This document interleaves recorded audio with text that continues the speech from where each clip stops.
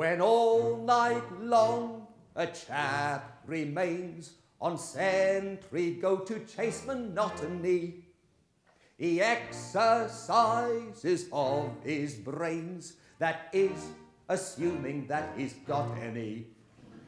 Though never nurtured in the lap of luxury, yet I admonish you, I am an intellectual chap, and think of things that would astonish you. I often think it's comical, fa-la-la, fa-la-la, how nature always does contrive, fa-la-la-la, that every boy and every gal that's born into the world alive is either a little liberal or else a little conservative. Fa-la-la, fa-la-la, is either a little liberal or else a little conservative. Fa-la-la.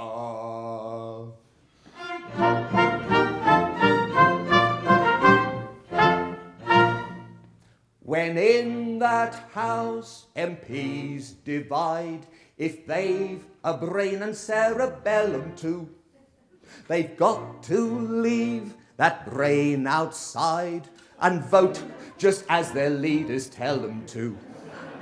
But then the prospect of a lot of dull MPs in close proximity, all thinking for themselves, is what no man can face with equanimity.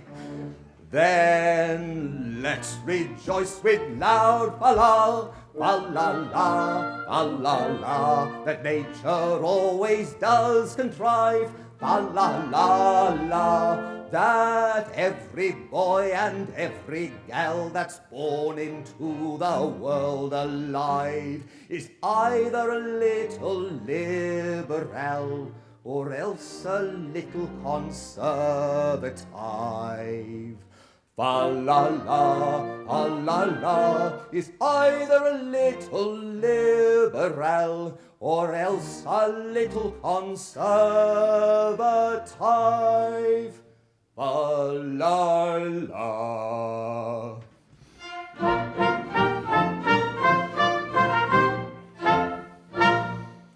And now it seems, with Brexit done, Great Britain's heading for a brave new world. While COVID ruined all our fun, we watched as Boris Johnson's plans unfurled. It's war with France on fishing rights, inflation's up and wages can't compete. The paper's full of Tory sleaze, illegal parties back at Downing Street. I often think it's comical, fa-la-la, fa-la-la, how nature always does contrive, fa-la-la-la, that every boy and every gal that's born into the world alive is either a little liberal or else a little conservative. Fa-la-la, fa-la-la, is either a little liberal or else a little conservative. Fa-la-la.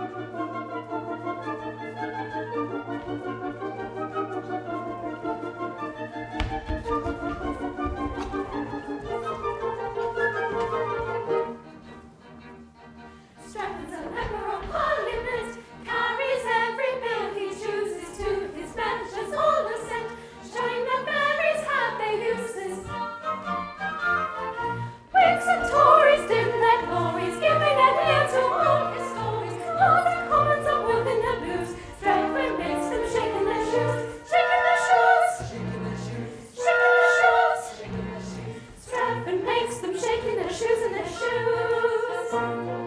Strephon's a member of Parliament, running amok of all abuses. His unqualified assent, somehow nobody now refuses. Whigs and Tories dim their glories, giving an ear to all his stories, carrying every billy they wish. Here's a pretty kettle of fish. Kettle of fish, kettle of fish, kettle of fish, kettle of fish. Here's a pretty kettle of fish. Strephon's a member of Parliament, carries every bill he chooses to his pleasures all assent, Carrying every billy they wish, carrying every billy they wish. here's a pretty kettle of fish.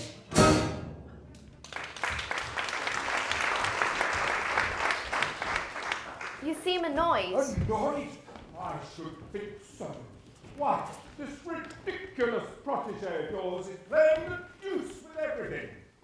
Tonight is the second reading of his bill to throw the peerage open to competitive examination. And he'll carry it too. Carry it? Of course he will. He's a parliamentary Pickford. He carries everything. Yes, if you please, that's our fault. Yes, it is. We influence the members and compel them to vote just as he wishes them to. Oh, It's our system. It shortens the debate. Well, but think what it all means. I don't so much mind for myself, but the House of Peers with no grandfathers worth mentioning, the country must go to the dogs. I suppose it must. I don't want to say a word against brains. I have a great respect for brains. I often wish I had some myself. But with a House of Peers composed exclusively of people of intellect, what's to become of the House of Commons? I hadn't thought of that. This comes of women interfering in politics. It so happens that if there is an institution in Great Britain which is not susceptible of any improvement at all, it is the House of Peers.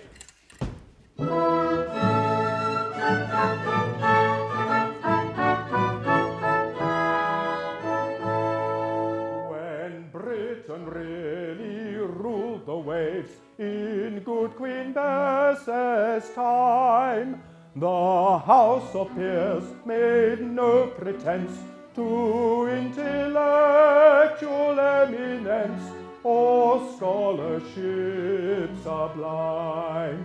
Yet Britain won her proudest days in good Queen Bess's glorious days. Yet Britain won her proudest days in good Queen Bess's glorious days. Yes, Britain won her proudest days in good Queen Bess's glorious days. When Wellington thrashed Bonaparte, as every child can tell, the House of Peers throughout the war did nothing in particular, and did it very well. Yet Britain set the world ablaze in good King George's glorious days. Yet Britain set the world ablaze in good King George's glorious days. Yes, Britain set the world ablaze in good King George's glorious days. And while the House of Peers withholds its legislative hand, and noble statesmen do not itch to interfere with matters which they do not understand. As bright will shine Great Britain's race as in King George's glorious days. As bright will shine Great Britain's race as in King George's glorious days. As bright will shine Great Britain's race In as good in King George's glorious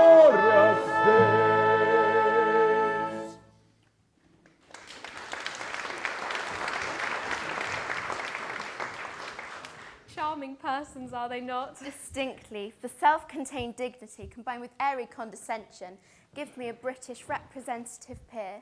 Then pray stop this protégé of yours before it's too late. Think of the mischief you're doing. But we can't stop him now. Aren't they lovely? Oh, why did you go and defy us, you great geese? In vain to us you plead. Don't go. Your prayers we do not heed. Don't go. It's true we sigh, but don't suppose a tearful eye forgiveness shows.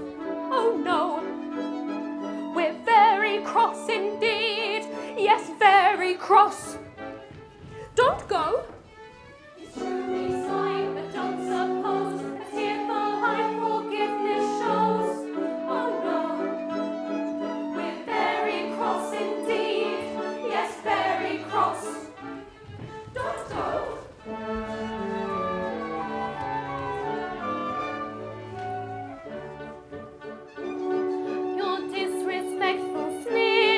Don't go. Call forth indignant tears. Don't go. You break our laws, you are our foe. We cry because we hate you so. You know. You very wicked peers. You wicked peers. Don't go.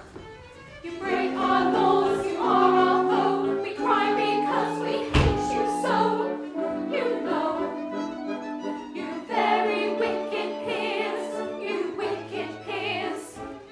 Don't go. Our disrespectful sneers, ha ha, call forth indignant tears, ha ha. If that's the case, my dears, Don't go. we'll go.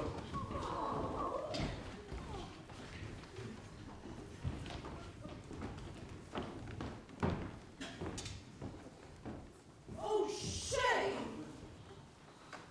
Shame upon you! Is this your fidelity to the laws you are bound to obey? Know ye not that it is death to marry a mortal? Yes, but it's not death to wish to marry a mortal. If it were, you'd have to execute us all. Oh, this is weakness. Subdue it. We know it's weakness, but the weakness is so strong. We're not all as tough as you are. Tough? Do you suppose that I am insensible to the effect of manly beauty? Look at that man. A perfect picture. Who are you, sir? Private Willis, B Company, 1st Grenadier Guardsman. You're a very fine fellow, sir. I am generally admired. Oh, I can quite understand it. Now, here is a man whose physical attributes are simply godlike. If I yielded to a natural impulse, I should fall down and worship that man. But I mortify this inclination. I wrestle with it, and it lies beneath my feet. That is how I treat my regard for that man.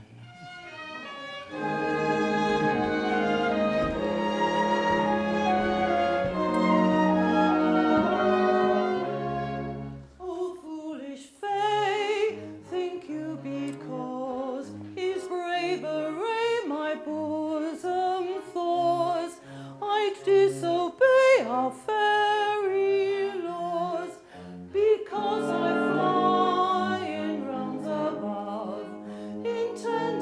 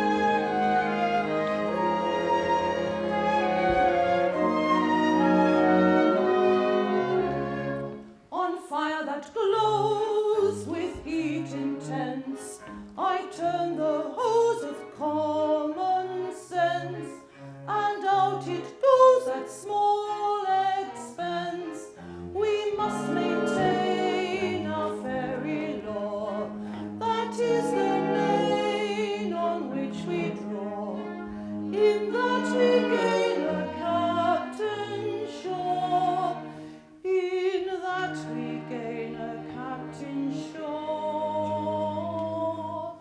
Oh, Captain Shaw, type of true love kept on door, could thy brigade with cold cascade quench my great love, I wonder? Oh, Captain Shaw, type of true love kept on door, could thy brigade with cold cascade quench my great love, I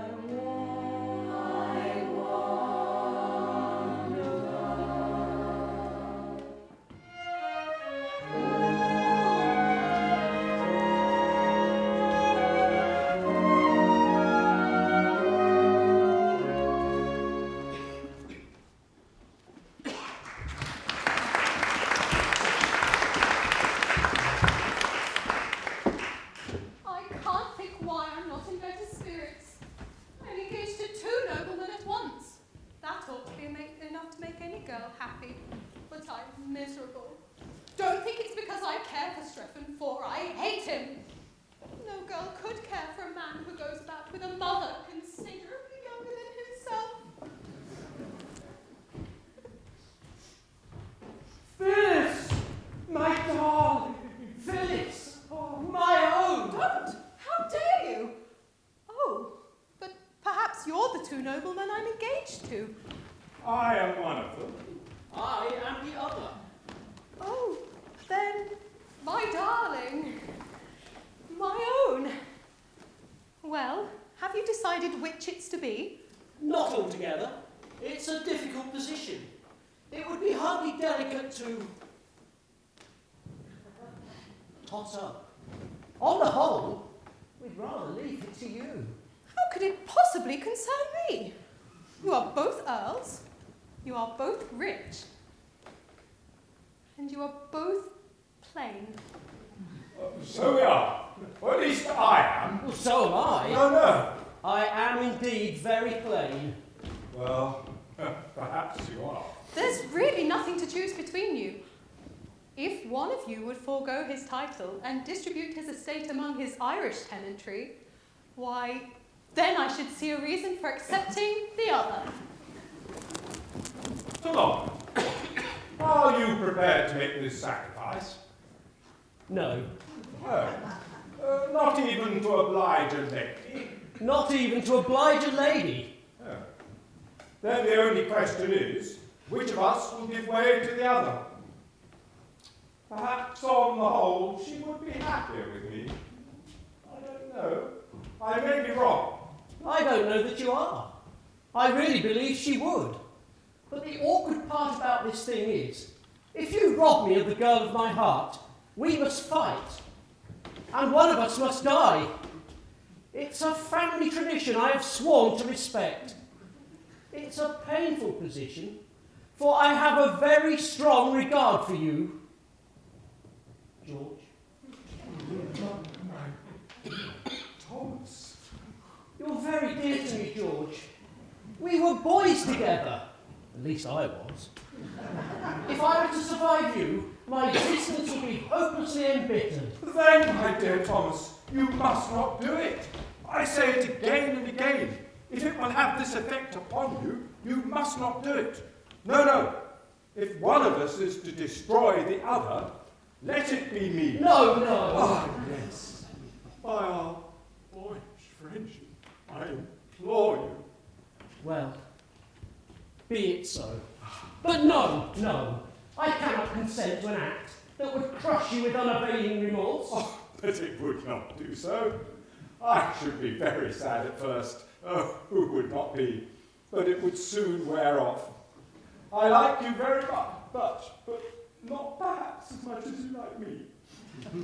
George, you're a noble fellow, but that telltale tear betrays you. No, George, you are fond of me, and I cannot consent to giving you a week's uneasiness on my account. But, dear Thomas, it would not last a week. Remember, you lead the House of Lords. On your demise, I shall take your place. Oh, Thomas, it would not last a day. Now, I do hope you're not going to fight about me, because it's really not worthwhile. Well, I don't believe it is. Nor I. The sacred ties of friendship are paramount.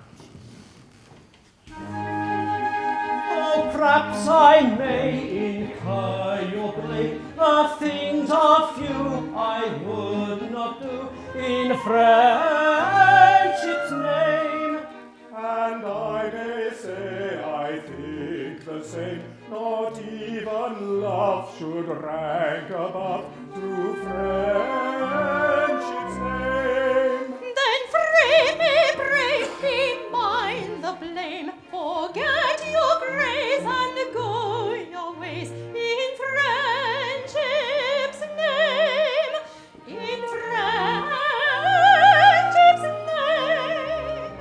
Oh, many a man in friendship's name has yielded fortune, rank, and fame, but no one yet in the world so wide has yielded up a promised bride. Accept, O friendship, all the same. This Sacrifice to thy dear name. Accept this sacrifice to thy dear name.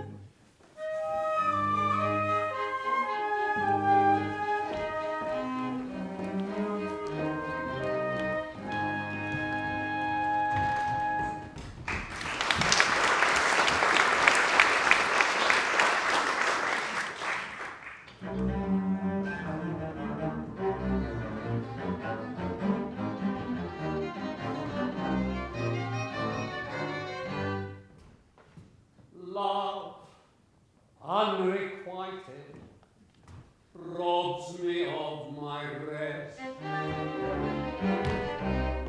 Love, hopeless love, my ardent soul encumbers. Love, nightmare-like, lies heavy on me chest, and weaves itself into my midnight slumbers.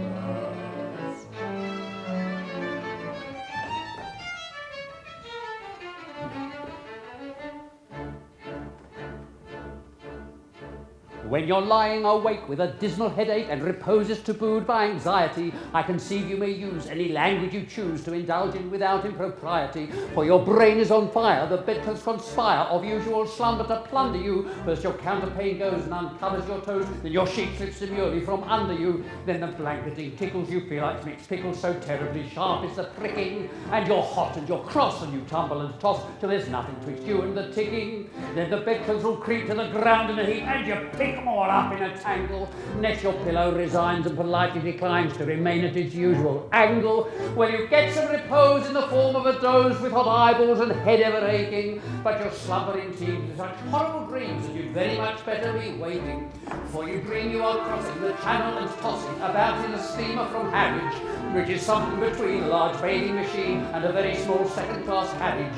And you're giving a treat, penny ice and cold meats, to a party of friends and relations. They're a ravenous horde, and they all came on board at Sloane Square and South Kensington stations. And bound on that journey you find your attorney, who started that morning from Devon. He's a bit undersized, and you don't feel surprised when he tells you he's only 11. Where you're driving like mad with this singular lad by the ship's now a four-wheeler. And you're playing round games and you call him bad names and you tell him that ties pay a dealer. But this you can't stand, so you throw up your hand and you find you're as cold as an icicle in your shirt and your socks, the black silk with gold clocks, crossing Salisbury Plain on a bicycle. and he and the crew are on bicycles too, which they've somehow or other invested in, and he's telling the tars all the particulars of a company he's interested in. It's a scheme of devices to get at low prices all goods from companies the cables, which tickled the sailors by treating retailers as though they were all vegetables. You get a good spaceman to plant a small tradesman first take off his boots with a boot tree, and his legs will take root and his fingers will shoot, and he'll blossom and bud like a fruit tree. From the greengrocer tree you get grapes and green pea, cauliflower, pineapple and cranberries, while the pastry cook plants cherry brandy will grant that from puffs and three corners and Banburys. The share of a penny and ever so many are taken by Rothschild and Baring, and just as a few are allotted to you, you awake with a shudder despairing. You're a regular wreck with a crick in your neck, and no wonder you snore, for your head's on the floor, and you've needles and pins for your soles, for your shins, and your flesh is a creep, for your left leg's asleep, and you cramp in your toes, and a fly on your nose, and some fluff in your lung, and a feverish tongue, and a thirst that's intense, and a general sense that you haven't been sleeping in clover. But the darkness has passed, and it's daylight at last, and the night has been long. Ditto, ditto, my song. And thank goodness they're both of them over.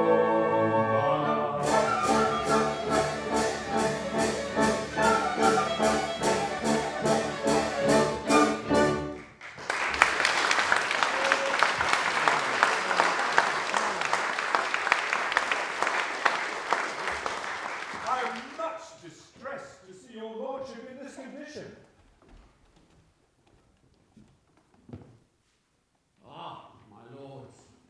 It is seldom that the Lord Chancellor has reason to envy the position of another, but I'm free to confess that I would rather be 2 earls engaged to Phyllis than any other half-dozen gentlemen on the face of the globe. Yes, it's an enviable position, when you're the only one.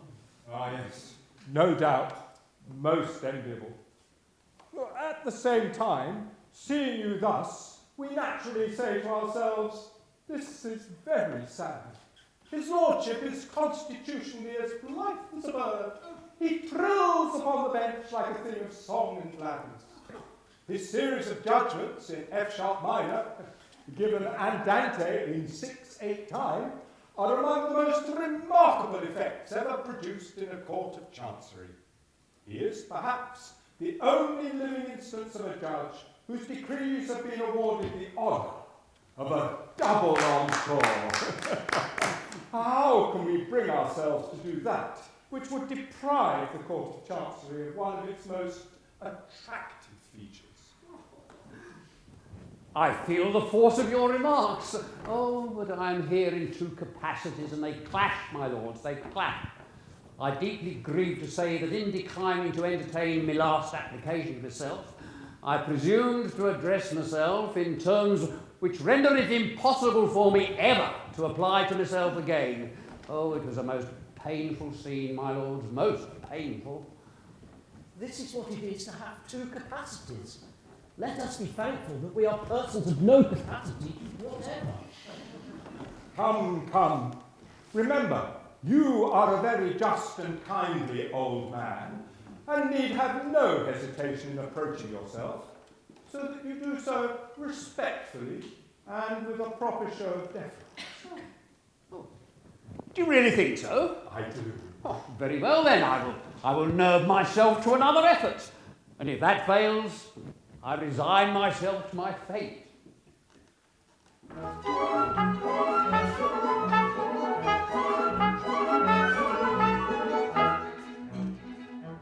If you go in, you're sure to win. Yours will be the charming maid. Be your law, the ancient saw. Fate are never one fair lady. Never, never, never. Fate are never one fair lady. Every journey has an end. When at the worst affairs will mend. Dark the dawn when day is nigh. Hustle your horse and don't say die.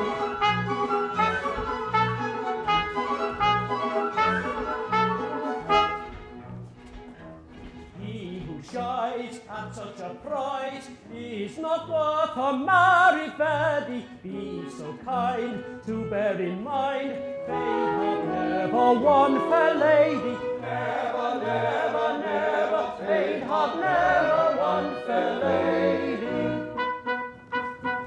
While the sunshine lays your hay, where the will is there's a way. Fear the lion in his lair, none but the brave deserve the fair.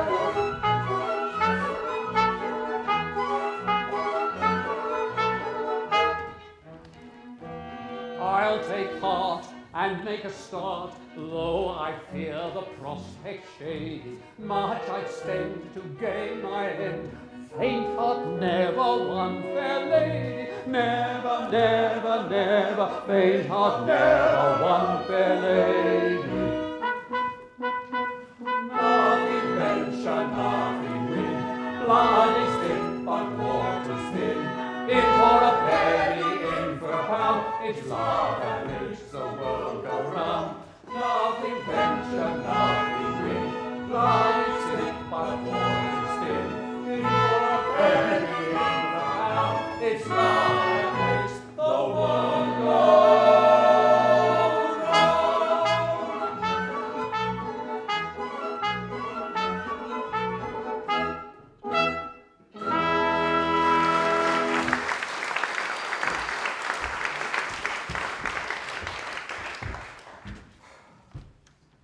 I suppose one ought to enjoy oneself in Parliament when one leads both parties, as I do.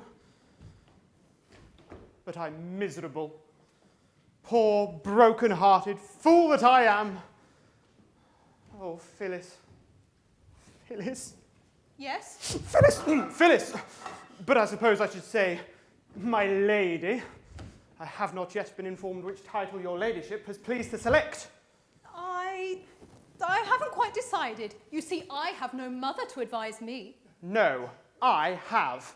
Yes, a young mother. Oh, not very. A couple of centuries or so. Oh, she wears well. She does. She's a fairy. I beg your pardon, a what? Oh, I've no longer any reason to conceal it. She's a fairy. A fairy? Well, but that would account for a good many things. Then I suppose you're a fairy. I'm half a fairy. Which half? The upper half, down to the waistcoat. Dear me, there's nothing to show it. Don't do that. But why didn't you tell me about this before? I thought you would take a dislike to me, but as it's all off, you may as well know the truth. I'm only half a mortal. But I'd rather have half a mortal I do love than half a dozen I don't. Oh, I think not. Go to your half dozen. Well, there's only two, and I hate them. Please forgive me. I don't think I ought to. Besides, all sorts of difficulties will arise. You know, my grandmother looks quite as young as my mother. So do all my aunts. I quite understand. Whenever I see you kissing a very young lady, I shall know it's an elderly relative. You will? Then, Phyllis, I think we shall be very happy together. We won't wait long. No, we might change our minds. We'll get married first. And change our minds afterwards. That's the usual course.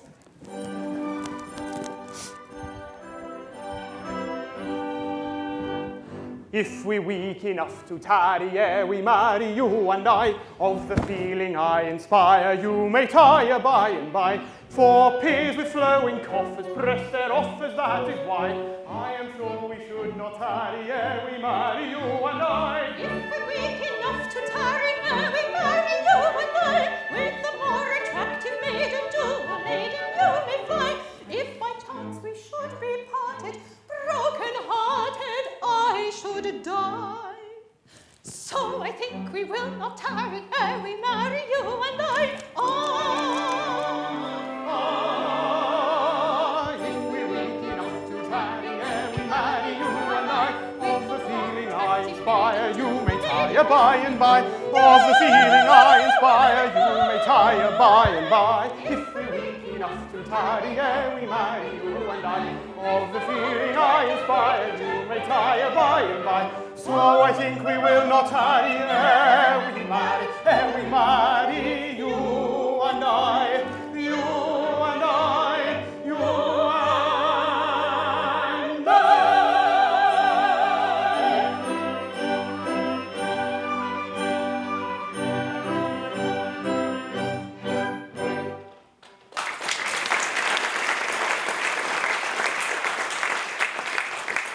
But does your mother know is she aware of our engagement? She is.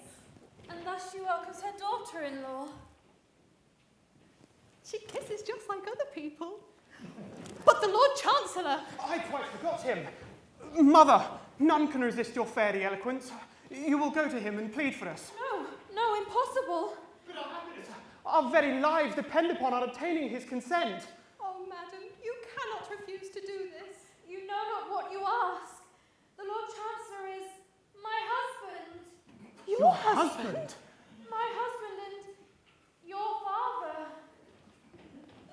Then our course is plain. On his learning that Strephon is his son, all objection to our marriage will be at once removed. No, he must never know. He believes me to have died childless. And as dearly as I love him, I am bound under penalty of death to not undeceive him.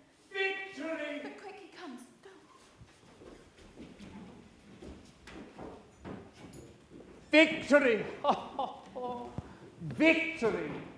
Oh, success has crowned my efforts, and I may consider myself engaged to Phyllis.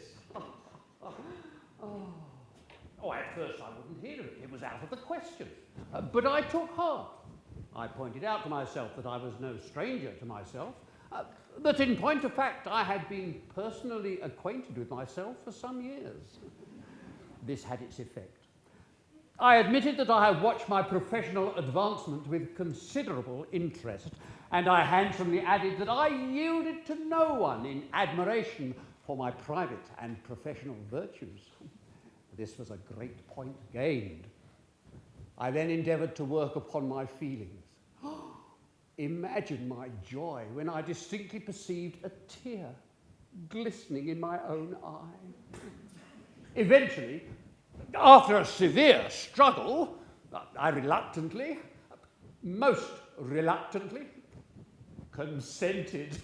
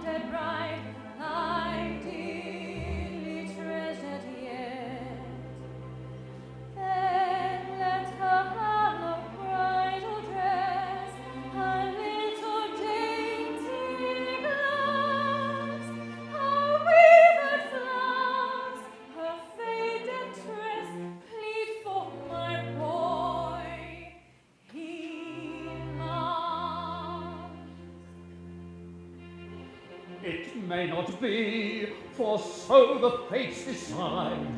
Learn thou that Phyllis is thy promised bride.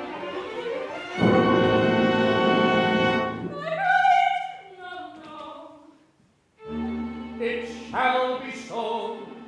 Those who would separate us go betide. My doom, my lips have spoken, I plead in vain. Forbear, forbear, a vow already broken, I break again.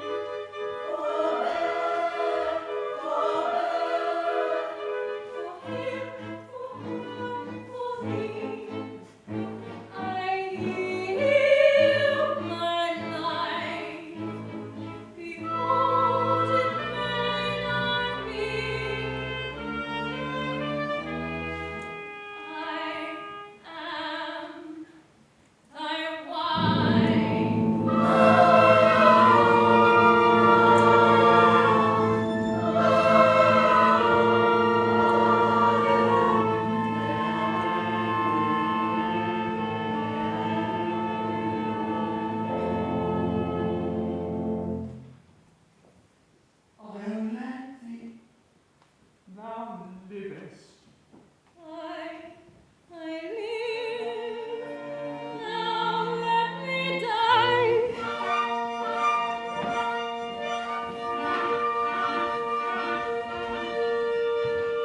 Once again thy vows are broken, thou thyself thy doom hast spoken.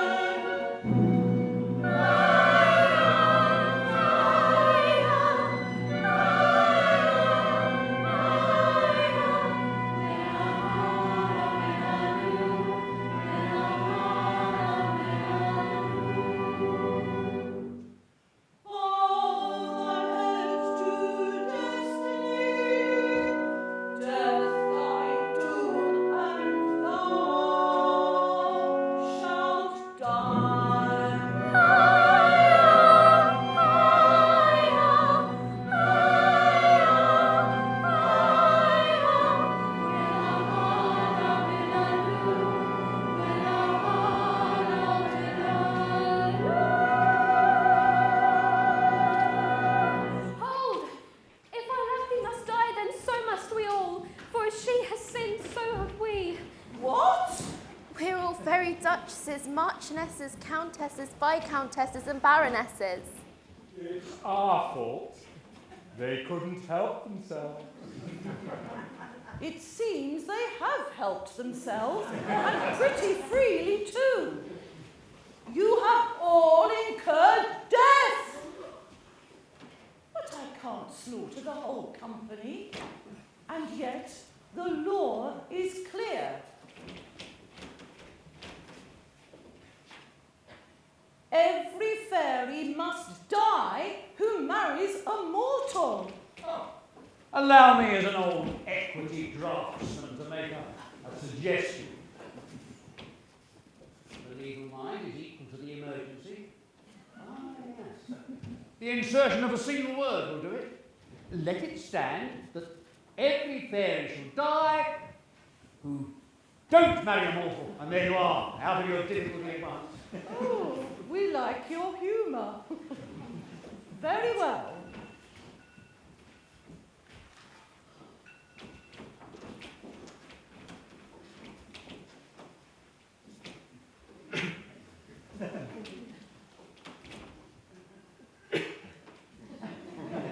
Private Willis, Mum? to save my life, it is necessary that I marry at once. How would you like to be a fairy guardsman? Well, Mum, I don't think much of the British soldier who would not ill-convenience himself to save a female in distress. Oh, you're a brave fellow. You're a fairy from this moment.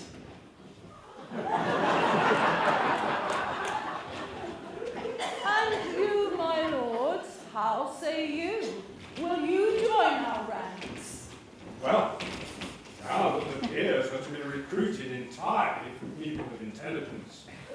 I really don't see what use we are down here. Do you, Dora? None whatever. Good.